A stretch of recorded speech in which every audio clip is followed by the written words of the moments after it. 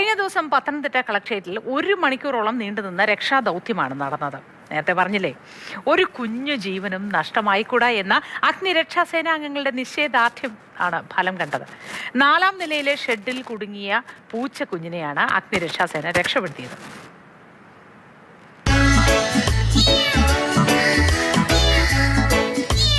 കഴിഞ്ഞ ദിവസം കളക്ട്രേറ്റിലെത്തിയ സെക്യൂരിറ്റി ജീവനക്കാരൻ പൂച്ചക്കുഞ്ഞിന്റെ കരച്ചിൽ ആവർത്തിച്ചു കേട്ടു.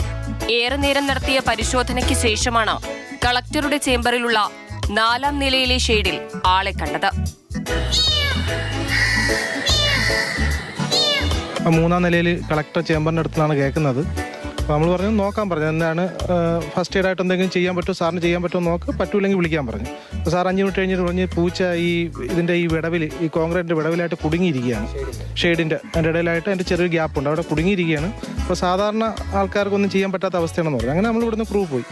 ഒടുവിൽ കളക്ട്രേറ്റ് ജീവനക്കാർ അഗ്നിരക്ഷാസേനയെ സഹായത്തിന് വിളിച്ചു. പൂച്ചക്കുഞ്ഞിനെ രക്ഷപ്പെടുത്താൻ പല വഴിയും തേടി. 1 മണിക്കൂറോളം നീണ്ടുനിന്ന രക്ഷാപ്രവർത്തനം.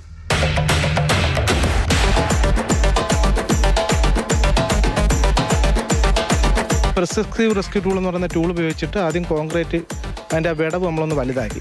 പൂച്ച ഫ്രീ ആയി ഉടനെ ഈ ഇറങ്ങിയ ഹോളിൽ കൂടെ തന്നെ പൂച്ച അടുത്ത നിലയിൽ അടുത്ത സൺഷെയ്ഡിലേക്ക് കയറി. പിന്നെ സൺഷെയ്ഡിൽ നിന്ന് അത് വീണ്ടും ആ 4-ാമത്തെ നിലയിലെ എൻഡിലോട്ട് അങ്ങ് പോയി.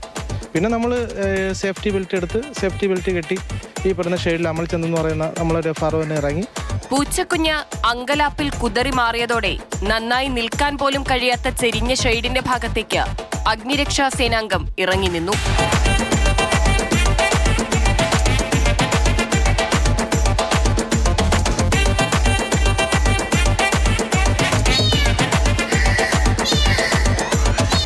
പൂച്ച വാങ്ങിക്കുമ്പോഴത്തേക്ക് ഉള്ളവർ പറയുന്നത് ഇതിൻ്റെ അമ്മ പൂച്ച താഴെ ഉണ്ട്, അത് അതേപോലെ അലറി വിളിച്ച് കരഞ്ഞ് നടക്കുന്നുണ്ടെന്ന്. അങ്ങനെ ഞാൻ പറഞ്ഞത് ഇവിടെ ഉണ്ടെന്നെങ്കിൽ നമ്മൾ താഴെ ഇറങ്ങി വന്നപ്പോഴത്തേക്ക് സൈഡിലായിട്ട് കാത്തിരിക്കുന്നുണ്ട്. അങ്ങനെ ആ പൂച്ചക്കുട്ടീനെ അതിനങ്ങ് കൈമാറി. ഒടുവിൽ ആ കുഞ്ഞു ജീവൻ സുരക്ഷിതമായ കൈകളിൽ.